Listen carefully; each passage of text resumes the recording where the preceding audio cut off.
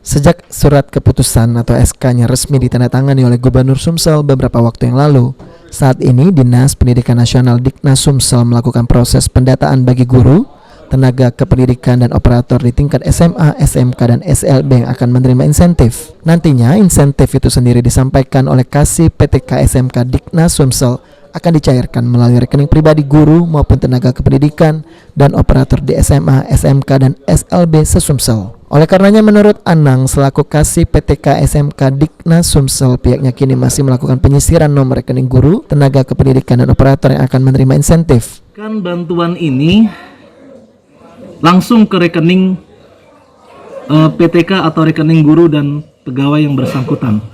Tidak lagi mampir-mampir di rekening sekolah atau rekening dinas. Jadi dari BPKAD keuangan Pemprov langsung melalui Bank Sumsel akan dicairkan ke rekening guru atau pegawai yang bersangkutan. Sementara itu atas rencananya pencairan insentif bagi guru, tenaga kependidikan, dan operator honorer di SMA, SMK, dan SLB disambut gembira karena selama ini sudah ditunggu-tunggu.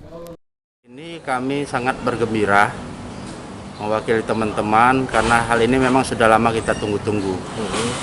Nah, harapan kita memang insentif itu segera dicairkan karena kita sudah mengetahui bersama, sudah ditandatangani oleh Bapak Gubernur. Hingga saat ini Diknas Sumsel masih menunggu nomor rekening para guru, tenaga kependidikan, dan operator honor yang akan menerima insentif itu sendiri. Firman Hidayat, PAL TV.